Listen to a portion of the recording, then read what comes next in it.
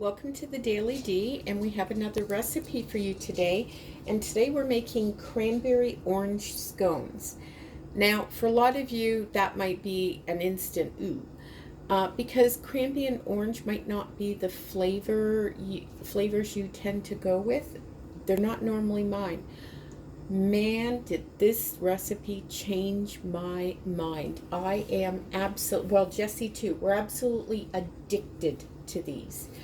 So we're just going to go over the ingredients. We have 2 cups of flour, a half a cup of sugar, 2.5 teaspoons baking powder, a half a teaspoon of salt, 2 teaspoons of orange zest. That's about an orange. If you don't have an actual zester, you can try grating it finely on a cheese grater. Don't throw out the orange because you'll need the juice. A half a cup of butter, and you're going to put it in the freezer so it's frozen. So mine isn't showing here right now. A half a cup of heavy cream, whipping cream, 35% cream. 1 large egg, a teaspoon of vanilla, and 1 heaping cup of frozen cranberries that are still in the freezer. So let's get this going. So the first thing we're going to do is we're going to take a bowl and mix in the flour, the sugar, the baking powder, the salt, and the orange zest. I'll get the little bit out of there. And we're just going to mix this up. And I want to make sure that the orange zest is completely mixed in too, and that we don't get clumps of it.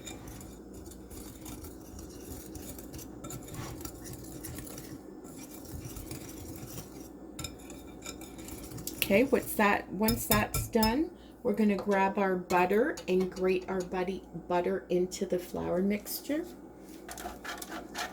So I just have my nice and frozen butter, and I'm grating this inside of the flour. It's going to take a minute. You'd be surprised how long it takes to grate butter. Okay, so now I am just going to cut in this grated butter with a pastry cutter until it's about pea size. Now, if you don't have a pastry cutter, you can use a couple of knives. You just want this all in, and you're just going to keep blending it until it's all the butter is kind of incorporated into the flour in their little pea-sized chunks. This smells wonderful right now, beautiful orange fragrance. This is all done. This is going to go back in the fridge. It's important. The butter was frozen, everything is cold, and it's really important to keep everything nice and cold. So this goes in the fridge.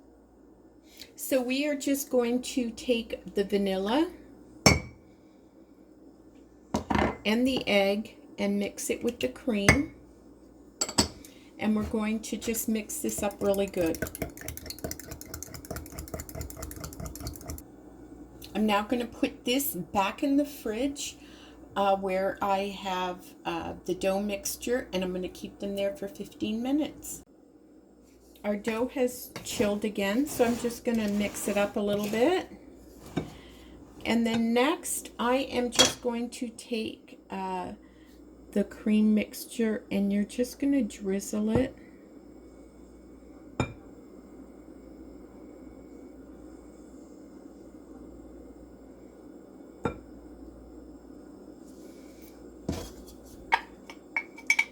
Over this. You're going to add the cranberries, and then you're just going to mix this up. Just keep mixing. It's going to take a few, because we're not doing this, we're just doing this by hand, so it's going to take a minute. And I'll just keep working at it. I'm continuing to mix this. I'm not sure if it picks it up on camera, but there are still some areas where there's still some dry flour. So I'm just going to continue to mix this until it is all incorporated.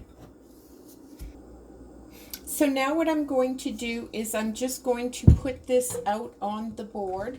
And if there's little bits of flour that didn't get mixed in, we're going to be able to incorporate that there. You just want the majority mixed in, because I can see some here on the bottom.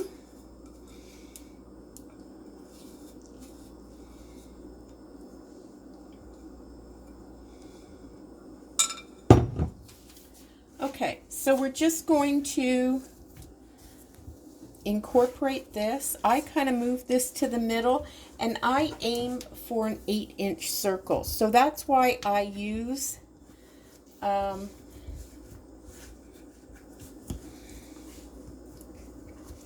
this pad, because it kind of has the 8-inch circle all marked out for you. And if you can see, I'm just kind of shaping it with the sides the same height and getting it out to a full 8 inches. Okay, so this is about 8 inches now, and all I'm going to do is I'm going to cut it in 8 slices. So I just cut it like a pizza, right? You make sure they're cut through.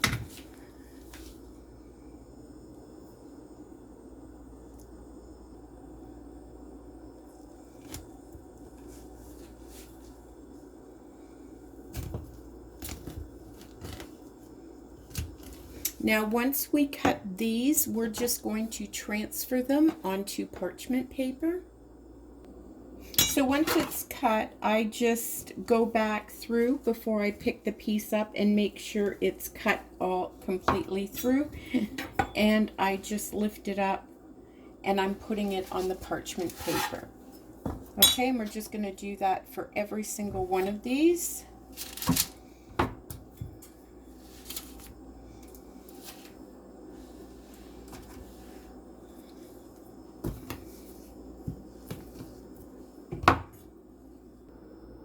Okay, our scones are finished. I'm going to put them in the freezer, and then I'm going to turn the oven up to 400 and just leave these in the freezer while the oven gets to temperature.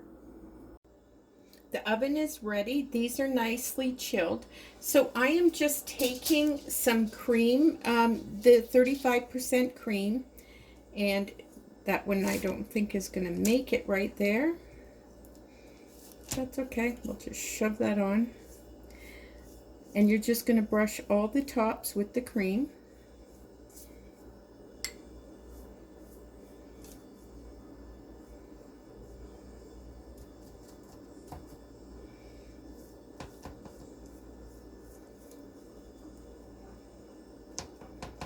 And then once that's done,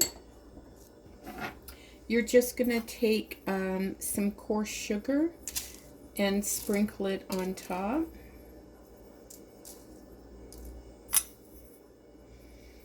And then we're just going to put these in a 400-degree oven for 22 to 25 minutes, and it's just until they're lightly browned. So the scones are in the oven, and now I'm just going to whip up the glaze. And I just have a cup of icing sugar, powdered sugar, whatever you call it where you live. And I just put in 2 to 3, you remember that orange juice, the oranges I told you to save, you need the juice. Well, this is what you need it for. So you need 2 to 3 tablespoons. So I generally just start on with 2, and all you're going to do is keep mixing it. And what you're going to do is you're going to look for the consistency you want. If you want it nice and thick, so you could do maybe, you know, a zigzag across the scone, or maybe you want it thinner if you want to maybe coat the entire top of the scone. It's up to you. Now see, this is just way too thick for any purpose, so we are just going to add in another tablespoon of orange juice. Right now, I'm happy with this consistency. We like it all over the top of them. You know, we love that sugar rush, right? So we want ours a little thinner so it'll spread. Now, I might thicken this up a little bit if necessary, and all I'll do is add a little bit of powdered sugar again, and if I think it's too thick, just add a little bit more orange juice. And that's it, folks. This glaze is amazing, and it's so simple to do. So we'll see you when the scones are out of the oven. These are now out of the oven, and they have cooled off some. They're not completely cold.